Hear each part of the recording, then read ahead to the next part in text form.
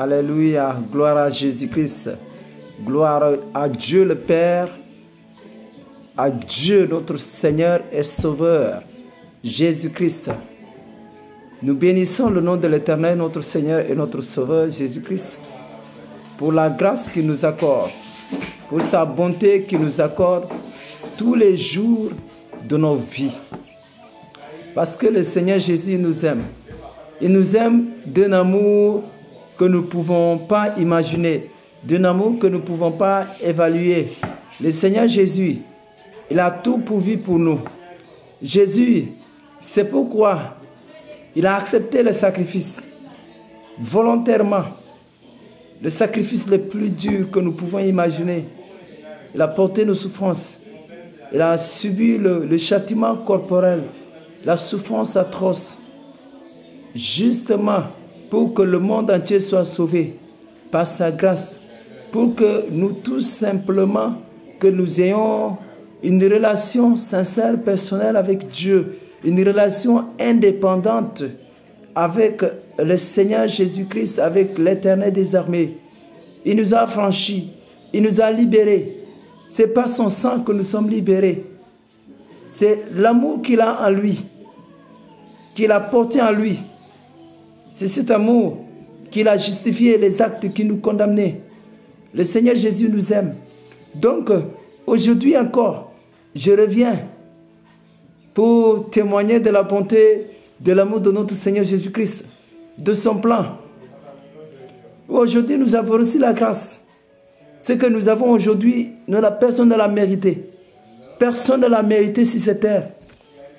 Oui, la souffrance, la condamnation qui nous a été réservée, elle a été annulée par le sang de Jésus.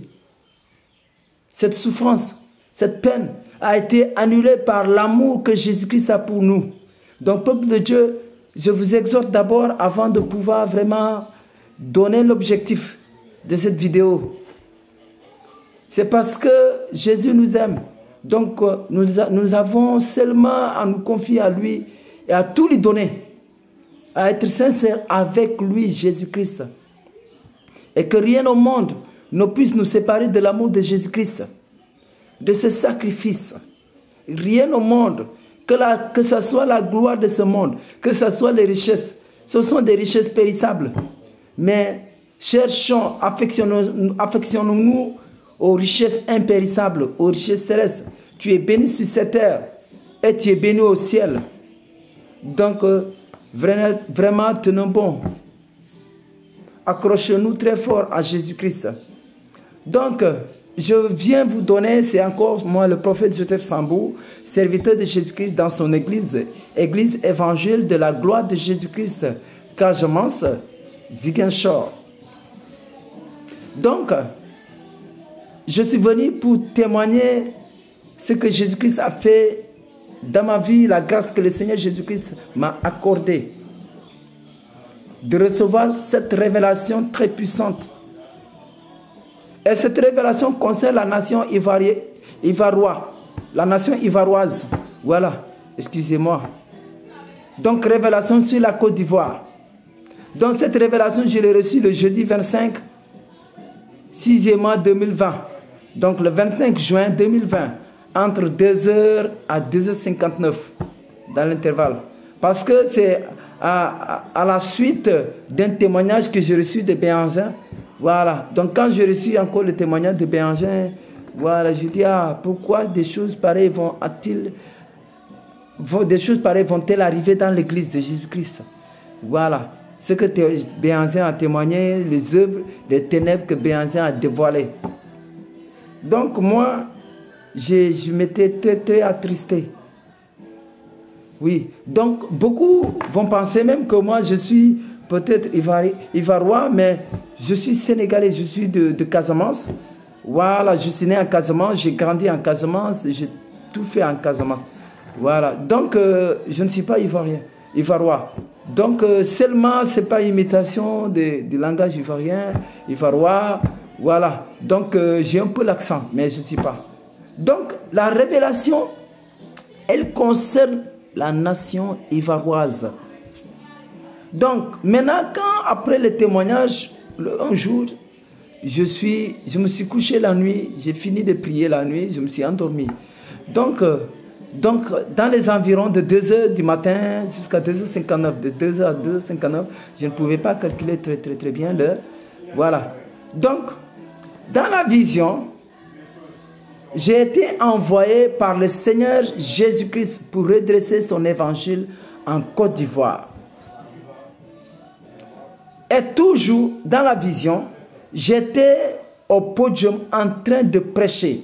Donc quand je suis allé en Côte d'Ivoire pour l'évangélisation, voilà, donc là où j'étais en train de prêcher, c'est comme un lieu très vaste. Donc c'est comme dans un stade. Donc j'étais au niveau d'une strade, voilà. Et dans la strade, le podium, j'étais là-bas, je prêchais. Voilà. Et devant moi, je voyais une foule de personnes, c'était des personnes, les gens étaient nombreux. Et devant moi, je voyais une foule de personnes qui sont venues pour le programme. Et dans cette foule, il y avait beaucoup d'ennemis et j'avais peur. Donc quand j'ai vu les gens qui étaient venus pour suivre le programme, je dis, ah, ça c'est quelle foule ça? Les gens sont nombreux, il y a beaucoup de personnes, voilà. Donc, j'avais vu des gens, le Seigneur a ouvert mes yeux, j'ai vu l'ennemi. Les ennemis étaient nombreux. Il y avait des gens qui étaient des ténèbres, beaucoup. Voilà, des satanistes étaient là, des gens, des occultistes, tout ça là. Donc, par la suite de ma prédication, j'ai vu venir des gens confesser le péché qu'ils ont commis par le satanisme, par l'occultisme, par la sorcellerie et plein de choses. J'ai vu beaucoup de pasteurs, j'ai vu aussi beaucoup de pasteurs qui venaient confesser le péché, tout ce qu'ils avaient fait dans les ténèbres. Maintenant, ils venaient jusqu'à l'extérieur, ils me disaient, moi, c'est ça que j'ai fait, c'est ça que j'ai fait. Après, j'ai prié, ils ont donné leur vie à Jésus-Christ. Ils ont donné réellement leur vie à Jésus-Christ. Après avoir confessé le péché qu'ils ont commis dans l'occultisme, dans la sorcellerie, dans le satanisme. Après cela, le Seigneur Jésus-Christ me dit, maintenant après que j'ai prêché, j'ai fini de prêcher, les gens là sont venus, ils ont donné leur vie à Jésus-Christ, ils ont confessé le péché. Donc, le Seigneur me parle. Il me dit, et je donne les propos de Jésus-Christ, la parole de ce qu'il m'a dit dans la vision. Il m'a dit, la Côte d'Ivoire avait reçu la parole. La Côte d'Ivoire avait reçu la bonne parole. Mais l'ennemi est venu semer l'ivraie. Et il a permis que la femme prêche dans son église pour la séduire. Ça, c'est la parole que le Seigneur Jésus-Christ m'avait donnée dans la révélation. Oui, vraiment c'était très puissant. C'était très puissant. Donc quand le Seigneur a fini de me dire ça, voilà, il m'a dit d'autres paroles. Voilà, il m'a dit d'autres paroles. Maintenant, voilà, ce sont les paroles là qu'il m'a dites.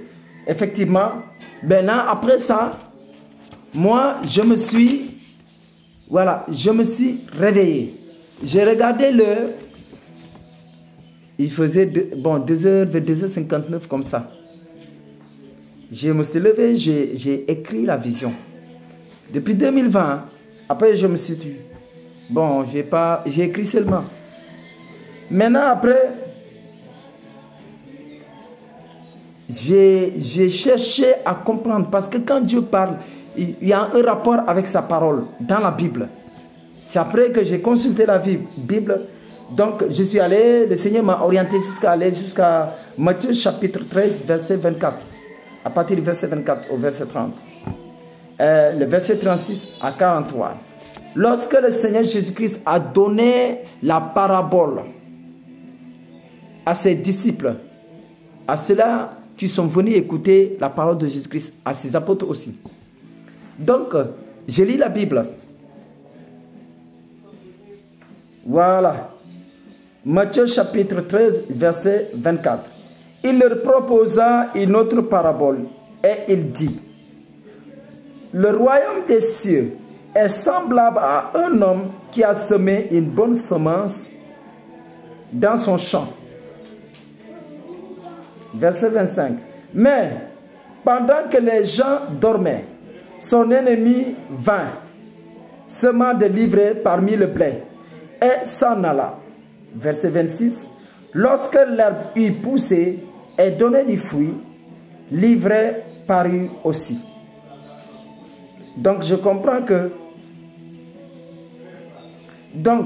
la bonne semence a poussé, mais l'ennemi aussi est venu semer l'ivraie, et l'ivraie aussi a poussé. Donc ils ont grandi ensemble. Donc les deux semences ont grandi ensemble. Donc verset 27 dit, les serviteurs du maître de la maison vinrent lui dire, Seigneur, n'as-tu pas semé une bonne semence dans ton champ? D'où vient donc qu'il y ait de l'ivraie? Verset 28. Il leur répondit, c'est un ennemi qui a fait cela. Et les serviteurs lui dirent, veux-tu que nous allions l'arracher? Verset 29. Non, dit-il, de peur qu'en arrachant l'ivraie, vous ne déraciniez en même temps le blé.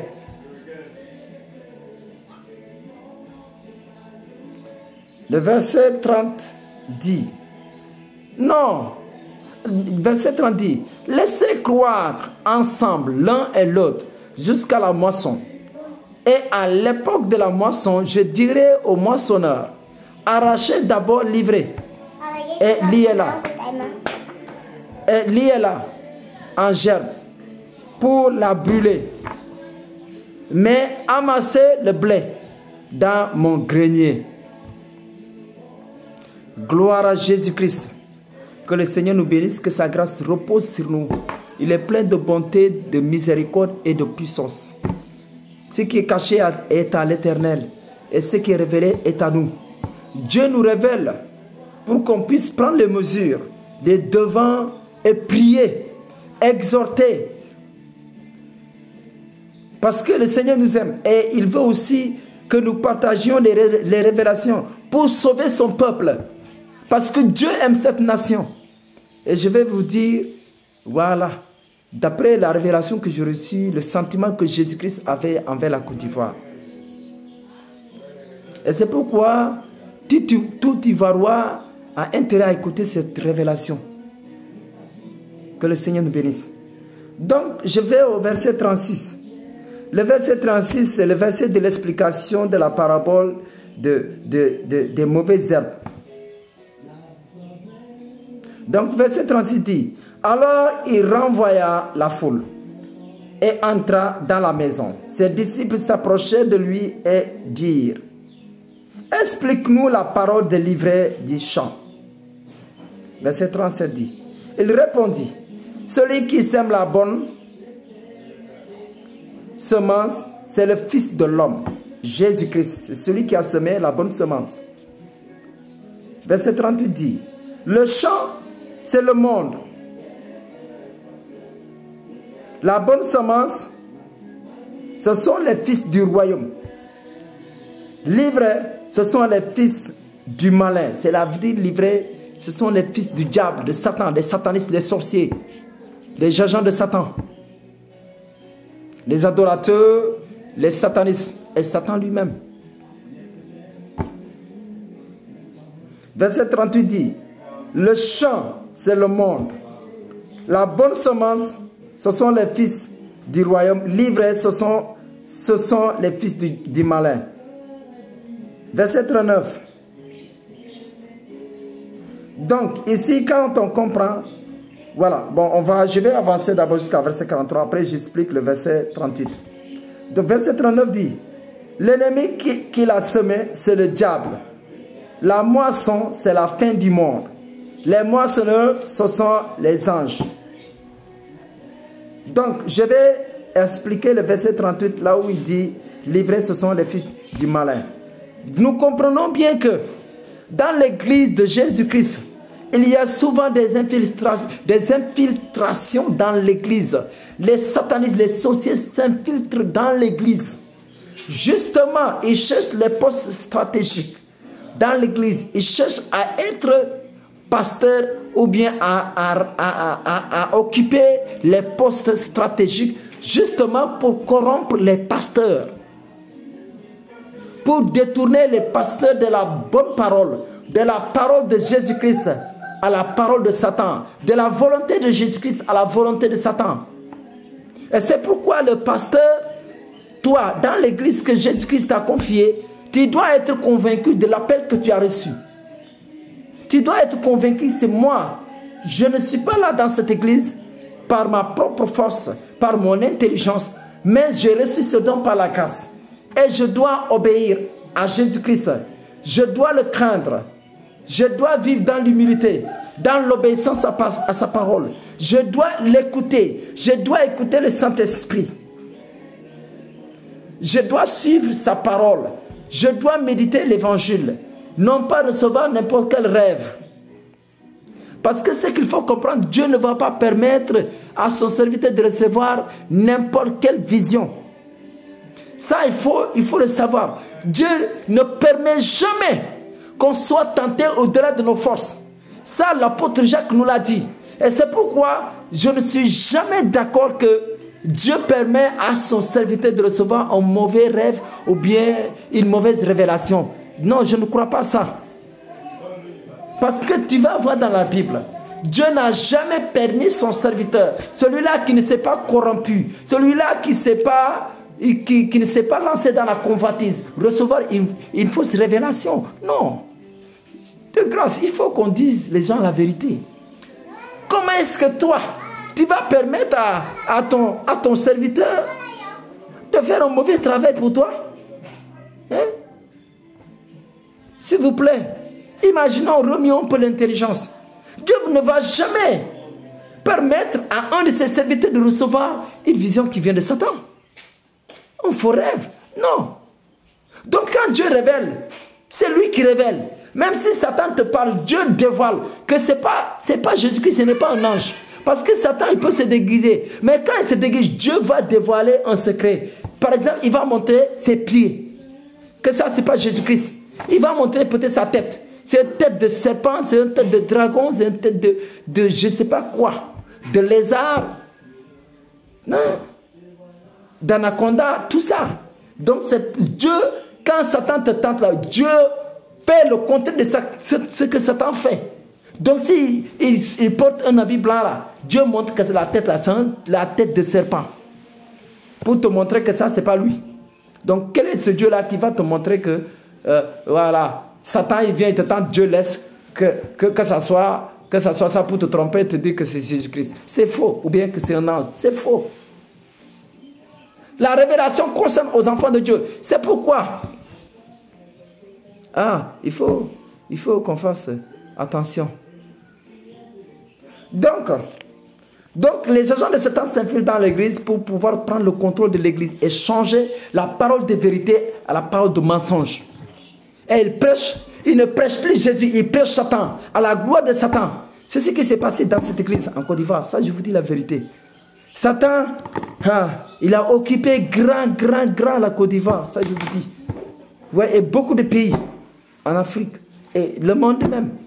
Et c'est pourquoi, si vous faites attention, aujourd'hui, les gens sont en train de prêcher la vérité de l'évangile. Jésus-Christ est en train de renverser la tendance parce que son retour est très imminent. Donc, il faut qu'on prêche la vérité de la parole de Jésus-Christ. Il faut qu'on prêche le véritable évangile, l'évangile de Jésus-Christ, la sainte doctrine. Oui, bien vrai qu'il y a des gens qui prêchent la sainteté, la sainte doctrine, mais ils sont dans le satanisme. C'est pourquoi nous devons avoir le discernement, le Saint-Esprit réellement. Comme on le dit, il y a le faux Saint-Esprit. Bon, mais il va arriver un temps, je vais détailler plein de choses. Parce que j'ai reçu tellement de révélations, le Seigneur m'a révélé plein de choses. Voilà. Et c'est comme mon ami prophète ici en Côte d'Ivoire, il m'a dit, voilà, je lui ai expliqué de l'évangile, il m'a dit, voilà, tu vas recevoir, Dieu va beaucoup te parler. Et l'évangéliste, là où le Seigneur m'a délivré, il m'a dit ça aussi. Voilà, je lui ai dit ça dans certaines vidéos. Donc c'est ça. L'ennemi s'est infiltré dans l'église. Et c'est pourquoi il y a ce problème, même en Côte d'Ivoire. Dans beaucoup d'églises ici, même au Sénégal, en Casamance. Donc, le verset 40 dit, or, comme on arrache l'ivraie et qu'on la jette au feu, il en sera de même à la fin du monde.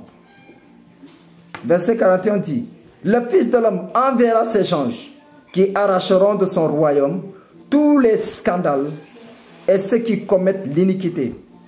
Et ils les jetteront dans la fournaise ardente, où il y aura des pleurs et des grincements de dents.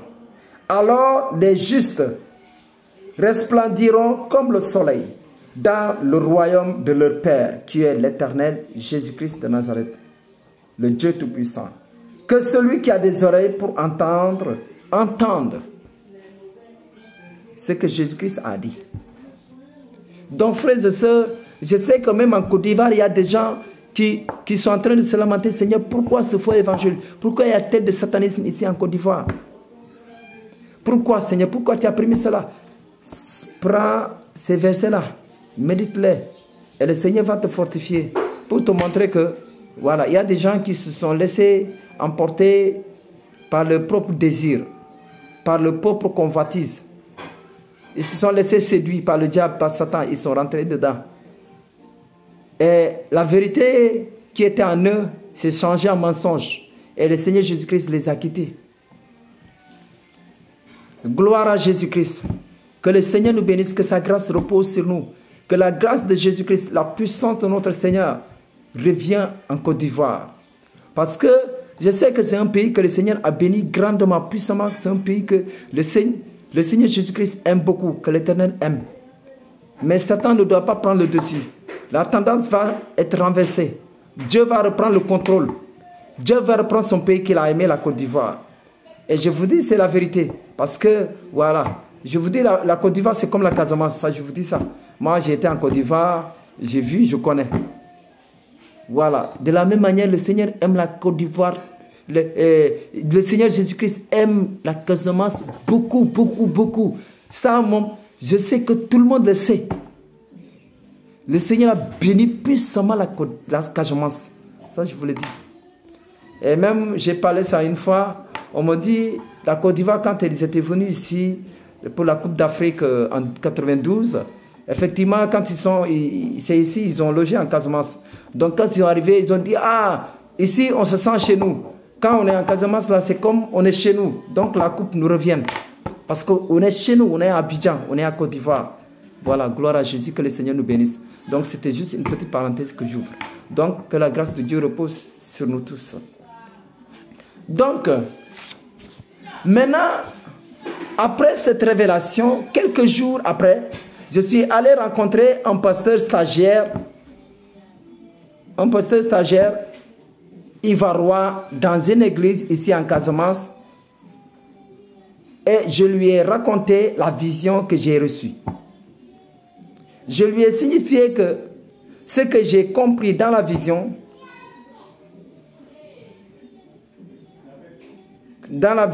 que le Seigneur Jésus-Christ me parlait, c'est qu'il aime beaucoup la Côte d'Ivoire. Le ton, dit-on, hein, dans la vision, le ton que le Seigneur me parlait dans la vision, non, c'est que Dieu aime beaucoup la Côte d'Ivoire. Mais la Côte d'Ivoire s'est détournée de la face de l'Éternel. La Côte d'Ivoire s'est détournée de la volonté de Jésus-Christ. La Côte d'Ivoire s'est détournée de l'amour de Jésus-Christ. La Côte d'Ivoire s'est détournée de la vérité de la parole de Jésus-Christ. Frères et sœurs. Mais je sais que la grâce de Dieu va surabonder.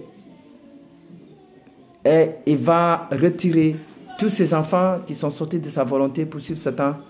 Ils vont revenir à lui. Ils vont revenir à la maison. Et ce pasteur, quand je lui ai dit ça, il m'a dit, oui, c'est vrai. Ce que tu as dit là, c'est vrai. Le Seigneur aime beaucoup la Casamance et la Côte d'Ivoire. Le Seigneur Jésus aime beaucoup la Côte d'Ivoire. Dieu aime la Côte d'Ivoire.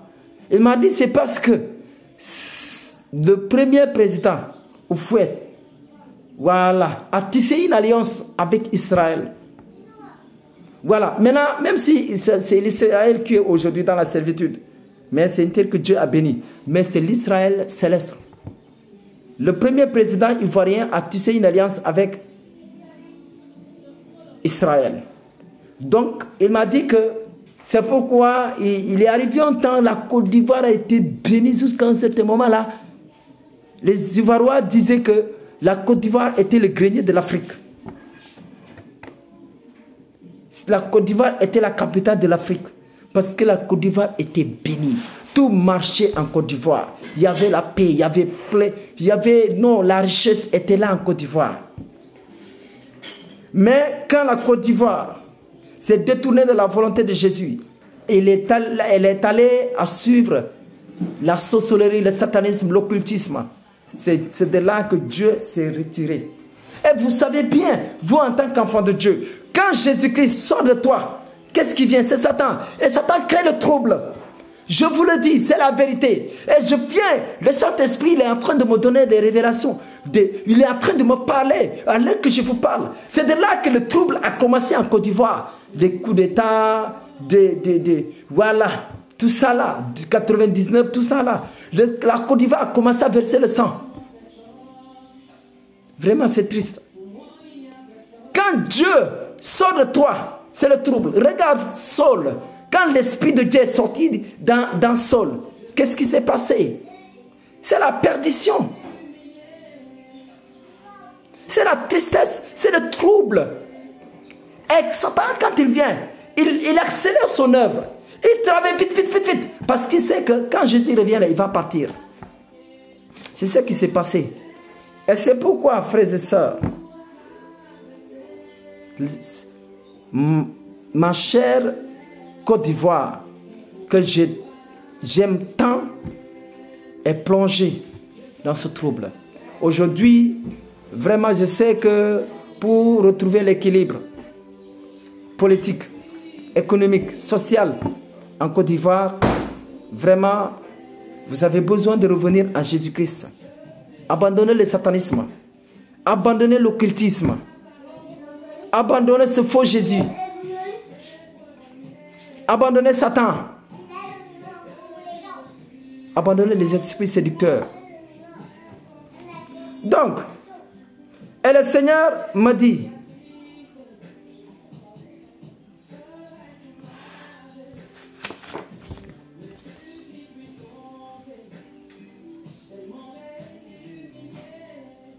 voilà, dans ça, le Seigneur me dit, voilà, dans la vision, voilà, elle a permis, c'est-à-dire dans la Côte d'Ivoire, les gens ont permis à la femme de prêcher dans son église pour la séduire. Parce que quand Satan vient, il change la vérité de la parole de Dieu. L'apôtre Paul nous a dit, ça c'est dit dans la Bible. Et tu ne verras nulle part dans la Bible où on a parlé, une femme prier, des gens imposer les mains à quelqu'un. C'est écrit où dans la Bible? Nulle part. Bon, de toutes les façons, je veux venir sur ça. Mais arrêtons vraiment de conduire les âmes pour qui Jésus-Christ s'est peint à la croix et il a versé son sang pour ces âmes, pour les sauver, de les conduire gratuitement en enfer. Donc, je prends 1 Timothée, chapitre 2, verset 12.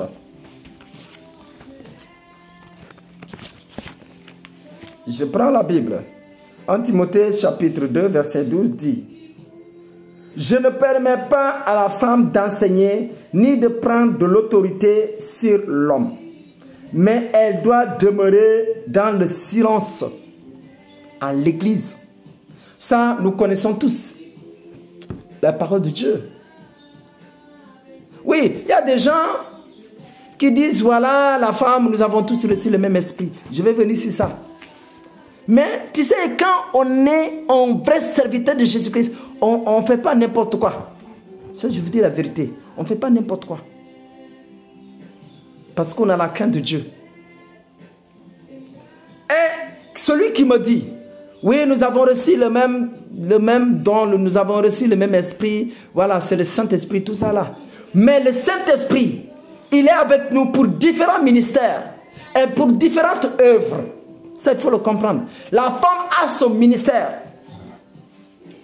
C'est-à-dire, aujourd'hui, avec l'égalisme, le légalisme, avec, voilà, avec la liberté que le diable a imposée au monde, que nous sommes libres. Donc, on est libre même de porter pantalon, on est libre de faire ce qu'on veut, de mettre des rouges à lèvres. Dieu ne regarde pas Dieu ne regarde pas voilà, l'habillement, des trucs comme ça. Dieu regarde notre cœur. C'est un faux. C'est un mensonge pur et dur. C'est très simple. Dieu regarde parce que ton cœur là, tout ce que tu fais, ça vient du cœur. Si tu portes pantalon, c'est parce que tu l'as médité. Ça vient du cœur. Si tu portes des boucles d'oreilles, je ne sais pas, tu mets des rouges à lèvres là, ça vient du cœur. Si tu mets des mèches, ça vient du cœur. Des greffages, ça vient du cœur. Des cheveux naturels, ça vient du cœur. Tout ce que tu fais, ça vient du cœur. Tu veux donner. Voilà, si tu donnes avec un cœur sincère, un esprit très disposé, c'est que le cœur et l'esprit sont d'accord. Ça, je vous dis. Peut-être je vais revenir dans plein de choses. Il y a tellement de choses à dire. En tout cas, voilà, on ne doit pas faire les choses dans la précipitation, mais on doit faire les choses sûrement, clairement et avec l'esprit du Seigneur Jésus. En tout cas, moi ici, ce n'est pas la popularité, ce n'est pas être connu, ce n'est pas la gloire, mais c'est l'édification. Ramener les enfants de Dieu des ténèbres à la lumière. Du chemin de la perdition au chemin du salut, de la vie éternelle. C'est ça. Donc, et j'ai dit, parce que Dieu même s'est plaint du comportement de l'homme depuis la création. Quand on prend Genèse, le chapitre 6, si on prend le verset 3. Donc après la création, Dieu voilà, a vu que quand les hommes ont commencé à être nombreux, il a commencé à avoir vraiment du désordre. Les hommes ont commencé à vivre dans le désordre, plein de choses, dans le péché.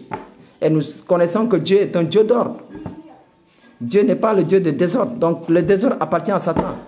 Donc, et c'est pourquoi Dieu a permis même le déluge du temps de Noé. Donc je lis seulement le verset. Si vous lisez, voilà, cette partie, le chapitre 6, vous allez comprendre ce qui s'était passé. Donc, verset 3.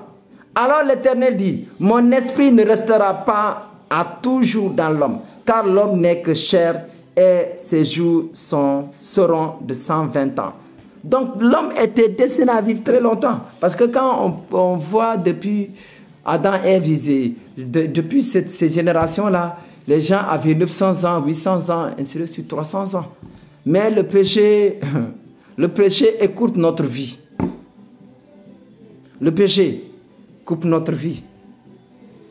Parce que Satan, quand on pêche là, Satan, il se précipite à nous condamner pour qu'on meure, qu'on n'ait pas le temps de se repentir et que pour qu'on se réjouisse du nombre de jours nombreux que nous allons avoir.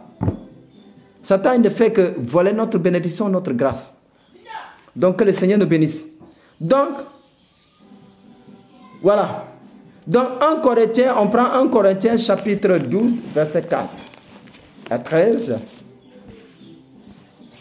1 Corinthiens chapitre 12, verset 4. Je lis la parole de Dieu. La parole de Dieu dit, il y a diversité de dons, mais le même esprit. C'est tout. Diversité de dons, mais avec le même esprit. Le même esprit opère en tout. Mais c'est toujours le même esprit. Et avec différents ministères. Il y a des gens, ils reçoivent le ministère d'apôtre, de prophète, d'évangéliste, de pasteur, de docteur. Les 5 ministères. Il y a le ministère concernant la femme, à la louange, à l'adoration. Il y a le ministère à la femme de diacre, de prendre soin aux saints, de prendre soin à son mari, à ses enfants. Ça, ce sont les ministères destinés à la femme. À l'exhortation. Parce que la femme, elle est l'aide de l'homme. Bon, de toutes les façons, on reviendra sur ça. Tu ne verras nulle part où la femme a pris le dessus dans l'église, dirigée. Et puis, le pire dans tout ça, les femmes, elles portent pantalon et viennent sexy. Elles viennent à l'église. Elles montrent toutes les parties séductrices. Le parti intime là. Tu viens faire quoi à l'église? Qui tu viens charmer? Jésus-Christ ou bien les hommes? C'est une foutaise ça. Excusez-moi d'avoir parlé ça, mais ça fait vraiment mal, ça fait pitié. C'est à cause de ces comportements que les gens, les musulmans, toi tu peux évangéliser qui? Avec ça, tu évangélises qui? Le musulman là, il sait que porter pantalon là, c'est pas bon. Que la femme, elle ne doit pas, même chez les musulmans, on dit que la femme, elle ne doit pas devancer devant l'homme. Parce que Mohamed leur a dit ça, et Mohamed n'a rien pris quelque part. Mohamed a plagié, il a fait le plagiat à la Bible. C'est très simple, je vous dis, tout le monde le sait. Il a recopié la Bible, l'Ancien Testament, là, tout ça là. Hein? Il a donné ça. Mohamed s'est basé de la Bible pour écrire. Mais les musulmans sont très rigoureux sur ça. Tu ne verras jamais à la mosquée une femme dirigée. En tout cas, bon, à ma connaissance, il n'y en a pas encore. Mais c'est dans l'église qu'on voit n'importe quoi, le désordre. Non mais attendez. Qu'est-ce qu'on veut? Et vous voulez que les gens respectent Jésus, que les gens respectent Dieu, que tu adores. Ils ne le respectent pas, parce que toi-même, tu ne respectes pas Dieu, tu ne respectes pas Jésus-Christ. Et puis tu viens, tu dis à l'église, tu parles la langue. Quelle langue? C'est la langue de Satan. Mais je sais, la langue que Dieu donne, c'est pour la délivrance. Parce que moi, ici, il y a des cas qui sont difficiles. Quand le Saint-Esprit descend, je parle en anglais. La personne est délivrée. Il y a des gens, ils ne font pas le programme de délivrance, ils sont délivrés, ils rentrent. Il y a tellement de délivrance ici. Des gens qui sont sourds, ils entendent. Hein? Des gens, voilà, qui sont folles, des personnes folles, des hommes fous, ils sont délivrés. Ils sont rentrés chez eux. Restons dans la vérité de la parole de Dieu. Donc, 1 Corinthiens chapitre 12, on va prendre verset 13 maintenant. Verset 13 nous dit, nous avons tous en effet été baptisés dans un seul esprit, pour former un seul corps, soit juif, soit grec, soit esclave, soit libre. Et nous avons tous été abreuvés d'un seul esprit. C'est tout. Donc, la femme ne peut pas avoir un autre esprit. C'est pourquoi Dieu a dit, l'homme quittera la maison de son père et de sa mère et s'attachera à sa femme, et les deux deviendront un. Ah, c'est un en esprit. Ils auront tous le même esprit. Mais cela n'est pas dit. Pourquoi toi, en tant qu'homme, tu ne dis pas que la femme prend maintenant l'autorité dans la maison, qu'elle te remplace. Pourquoi tu ne permets pas ça? Et maintenant, toi, tu permets que la femme prenne l'autorité dans l'église de Jésus-Christ. Mais regardez comment est-ce que Satan, il est rusé. Et toi, tu te laisses emporter par la ruse de Satan. J'accepterai quand un homme dit, moi maintenant là, c'est la femme qui est l'homme à la maison. Quand un homme dit que ma femme, c'est elle qui me remplace à la maison. Moi, je deviens la femme. Là, maintenant, je vais accepter qu'on prêche à l'église. Que la femme prêche, que la femme prie, que la femme fait tout. Frères et sœurs, soyons dans la vérité et dans la lumière de Christ. Ne continuons pas à rester dans les ténèbres. Parce que le jour où on sera surpris, l'enfer. Et Satan va nous dire, toi là, tu étais trop bête. Satan va dire ça. Parce que tu connais bien la parole de Dieu, tu t'es laissé emporter. Et Dieu n'aura rien à condamner Satan dans ça. Parce que tu connais la parole de Dieu, tu lis, tu comprends. Tu n'as pas besoin d'avoir la licence pour comprendre. Même avoir le bac. Même le BEPC, le BFM, pour comprendre la parole de Dieu. Mais c'est juste, lis la parole de Dieu, c'est ça. Il n'y a pas une autre interprétation de la parole de Dieu. C'est tout. Donc, vraiment, il y a tellement de versets qui parlent de ça. Frères et sœurs, et vraiment, le conseil que je vais donner aux Ivoiriens, aux chrétiens ivoiriens, à tout le peuple ivoirien, revenez à l'Éternel, à la parole de Dieu, de Jésus-Christ, à l'alliance avec Dieu, au Seigneur Jésus-Christ. Revenez. Ne soyons pas pressés. Ne nous précipitons pas à avoir les richesses ou les gloires de ce monde. Moi, je sais que ce n'est pas ça qui m'a amené à Jésus-Christ. Parce que j'étais professeur. Et après ma délivrance même, j'ai reçu une promotion. On m'avait choisi d'aller au lycée. Vous voyez? Je rencontre l'inspecteur, il m'a dit, voilà, tu amènes tous tes diplômes, puis je vais t'amener, au lycée. C'est juste, tu vas faire une année de stage, et puis voilà. Pendant que j'étais professeur de mathématiques au collège. Voilà, et tu vois, j'ai reçu cette faveur, cette grâce. Et oui, c'est vrai. J'ai commencé à rassembler mes documents le jour que je devais aller rencontrer l'inspecteur. Le Seigneur me révèle en vision le même jour. Je prêchais jusqu'au matin, je me suis réveillé. Et je me rappelle, quand je me suis réveillé, je me rappelle de tout ce que j'ai prêché. Et l'église où je prêchais, les gens, je voyais tous les gens. C'est là que j'ai compris, le temps que le Seigneur m'avait accordé pour servir le monde là est fini. C'est vrai qu'on m'avait déjà prophétisé ça en Côte d'Ivoire quand j'étais allé pour ma délivrance. Que le Seigneur Jésus-Christ a dit, c'est cette année tu dois commencer son ministère. Voilà.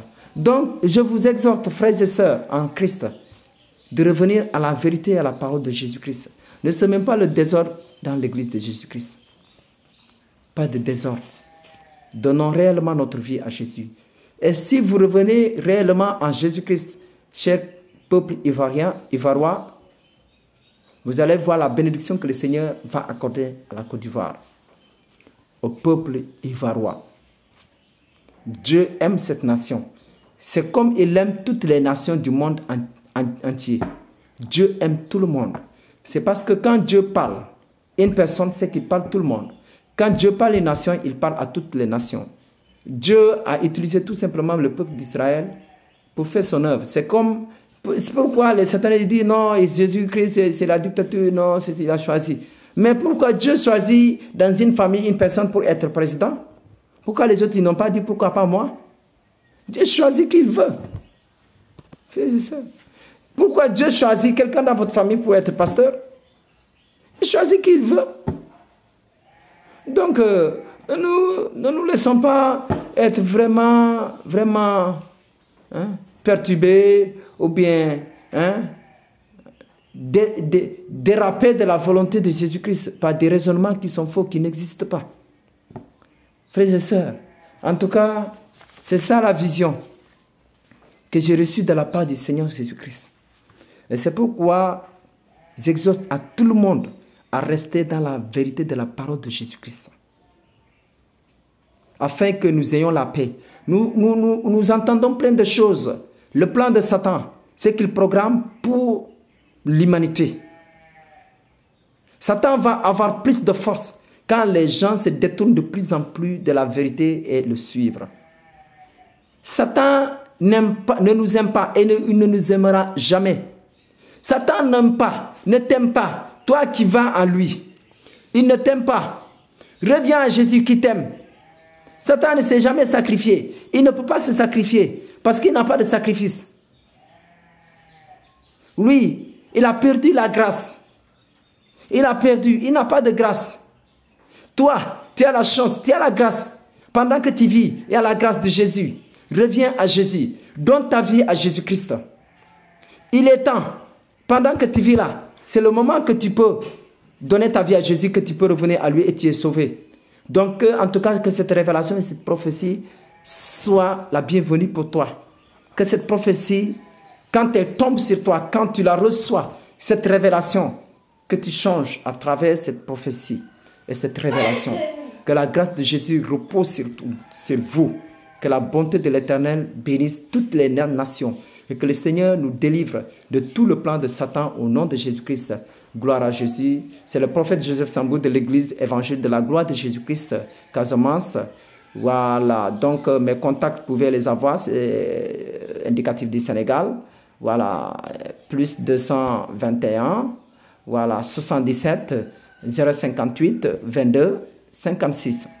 Et l'autre numéro, c'est 76 760 66 04. Donc, vous pouvez me contacter par la grâce du Seigneur. Et si il y a vraiment, le Seigneur agit pour délivrer son peuple puissamment. Donc, celui qui veut faire aussi sa délivrance peut venir faire sa délivrance.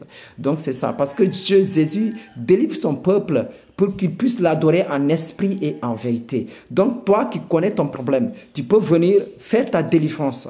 Voilà. Moi, le Seigneur Jésus ne m'a pas envoyé pour faire dire les gens de quitter leur église et venir rester ici. C'est le Saint-Esprit qui convainc la personne de diriger la personne à l'église de Jésus-Christ. Bien vrai que le Seigneur Jésus-Christ m'a dit que son peuple est nombreux ici en Casamance. Donc, ils vont venir à lui, dans son église. Donc, moi, je ne dis à personne de venir, de rester ici dans l'église que le Seigneur Jésus-Christ m'a confiée. Je ne dis pas que c'est l'église où je suis, c'est la seule église, c'est la vraie. Non, voilà, c'est l'église de Jésus-Christ. C'est Jésus-Christ qui se défend lui-même. Je n'ai pas à défendre son église, je n'ai pas à défendre, non. Moi, je ne fais que l'œuvre de Jésus. En tout cas, que la grâce de Jésus repose sur nous, que sa bonté repose sur nous et que le Seigneur nous délivre de tout plan de l'ennemi, de tous les esprits méchants. Même aujourd'hui, j'ai reçu un cas de délivrance, c'était chaud aujourd'hui. Voilà, les démons, ils disent qu'ils étaient nombreux. En tout cas, vraiment, que le Seigneur nous bénisse, que sa grâce repose sur nous. À la prochaine. Il y a d'autres révélations, d'autres témoignages qui vous seront proposés dans le temps. Gloire à Jésus. Soyez bénis au nom de Jésus-Christ. Amen.